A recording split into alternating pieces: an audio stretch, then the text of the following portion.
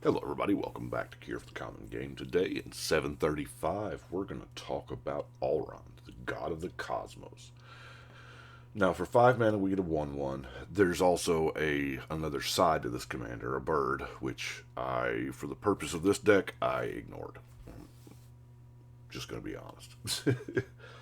uh, Alrund's a blue god. It gets 1-1 for each card in your hand and each foretold card you own in exile.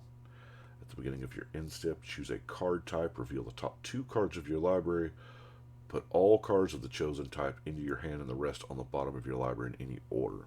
Now, I'll be honest with you, I failed horribly at that second part. I started off with good intentions, but I landed somewhere way far away from where I began. So, let's get to it. Our ramp, as it were.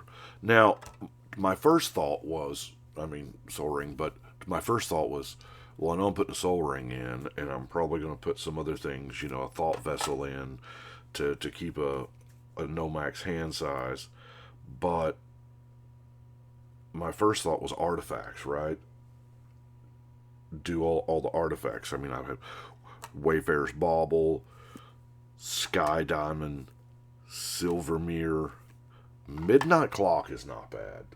If you happen to fill up your hand or spin your hand out. Sorry, I just woke up. Palladium Mirror, Eye of Ramos, Worn Power Stone, Spectral Searchlight, Cisse's Ring, Dreamstone Hedron. Now, the Armillary Sphere is really good anyway because it in most decks you actually don't want it to put the lands in your hand. You want to put it on the battlefield, but with Alrund, you kind of want the cards just chilling in your hand to increase his size. And then, I saw that there was so many artifacts, I went, okay, Shimmer Mirror, so I can flash them out, That way, I can instant speed, yeah, it's 3 mana to cast and activate the expedition map to go get the Reliquary Tower or whatever it is that I may need, and then Vincer's Journal slows the bleeding and gives you no max hand size. Psychosis Crawler, so I was on a roll with the artifact theme, and that's where it stopped. Only other ramp I've got were mono blues, so High Tide. I really wanted to do more blue artifacts, but there's only 99 slots in the deck, and every other one of these cards I really wanted in, so we'll show them to you. Let's look at our hefty card draw, because that's what we're doing. That's what Alrund. We want to put Alrund out there, strap him up, maybe protect him with a diplomatic immunity or an anti-magic aura, and just start going to town, right? Also running a Fabricate to go get any of those artifacts that as part of my artifact package that never were. So, card drawn. We've got the 1-drops, like all the 1-drops. Preordain, Opt, Ponder, Brainstorm, and Serum Visions. None of those actually achieve you.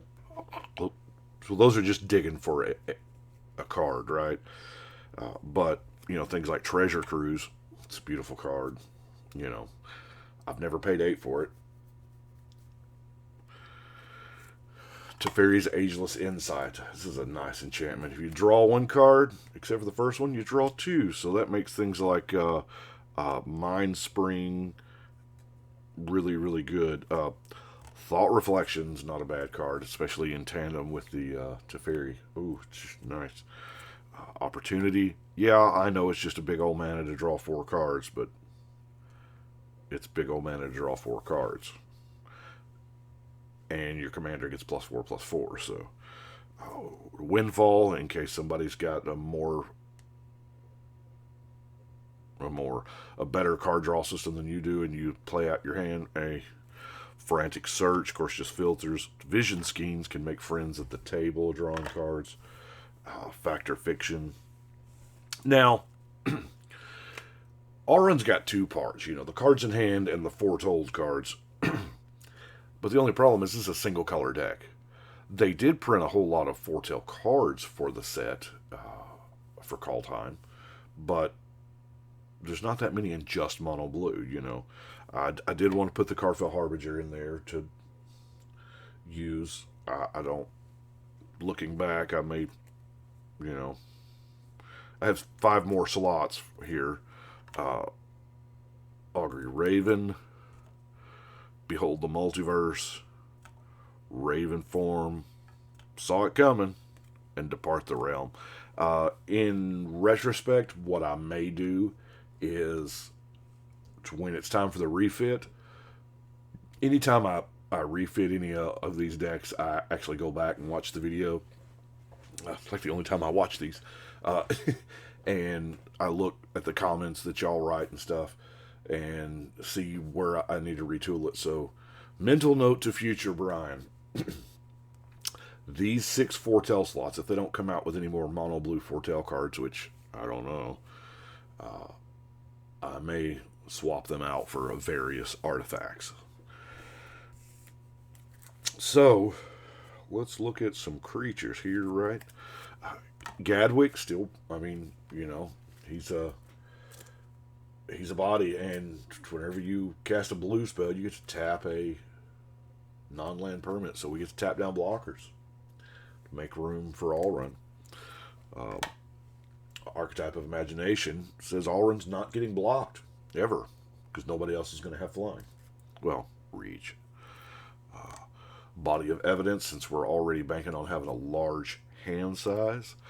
Did I say Body of Evidence? Body of Knowledge. Old 90s movies popping in my head. Sir Eleonora. Here again, large power creature, draws a card. It's got, Ward 2 essentially. Loyal Drakes, just having our commander out there is going to get us a card a turn.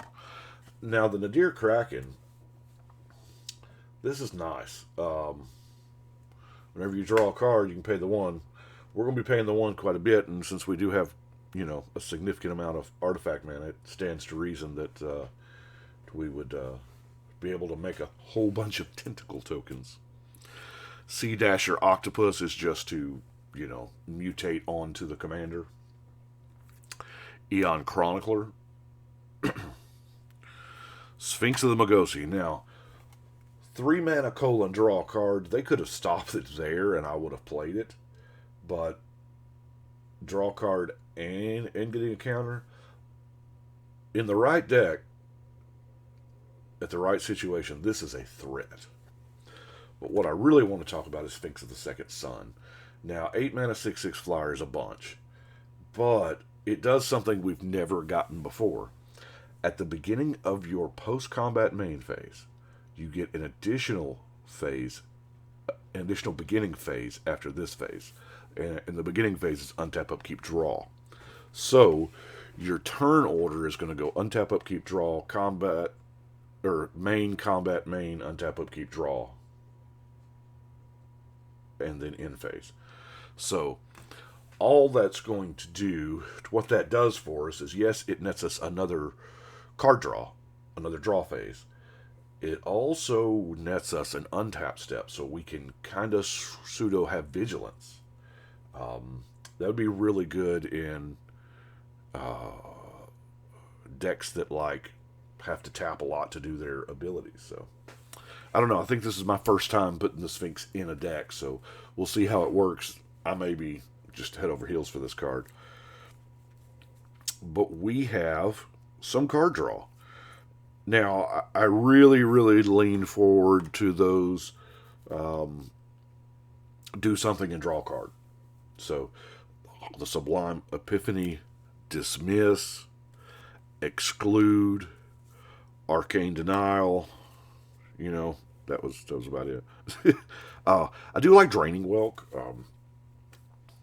I am guilty of sitting there with the Draining Welk in hand, and if somebody plays a 4 casting cost something, you're like, I want more than that.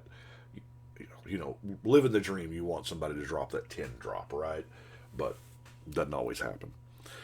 But I do have Hydroblast, Annul, Negate, Counterspell, and one of my personal favorites, Sleep, which I just got out of. Sleep is a beating of a card. It really, really is. And let's look at our non-basic lands. Because it's got a Mystic Sanctuary, because, there's no reason not to in mono blue, right? Halimar Depths, Rogue's Passage, help that commander get through. Bonder's Enclave. 3-mana tap, draw a card, pretty much is what it says to us. Cycle land in Desert of the Mindful. Myriad Landscape turns 1 land drop into 2. And Coral Atoll. And that is it for Alrund.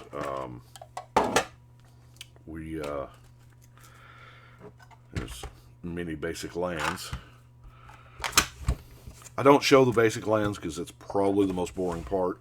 On occasion, I will... Oh! Hello. I dropped y'all. That's bad. But 735 is done. It is on the wall. It's the first time I've used pink sleeves in a while. Those pink sleeves actually come off on camera as red up close. I don't know if y'all realize that, but all the red ones are actually pink. So that's what I've got for today. This is my 95th day of doing a video a day. So I'm going to keep going. As a matter of fact, I may double down on that and just do a deck tech video every single day. And not have the other series that I have going, the unboxings, the my play groups, decks, stuff like that. I may have those as completely extra on top of, because between AFR and AFC that we're getting 40 legends that I have to build, so that's 40 decks. I don't know how many days are in between the release of AFR and the next set, if it's Werewolves or Vampire, whatever that next set is, but it's probably not much more than that many days. So I need to do a deck a day to try to make up some ground. So that's what I'm going to do. So expect that. There may be days where I have 2 videos drop. The deck video will drop probably at 4 a.m. like it normally does, my time, and then the any extra video will just be later in the day, as random as I am. So I do appreciate it, but that's what we've got for now. And thank you very much. But right now, we're going to shuffle and cut.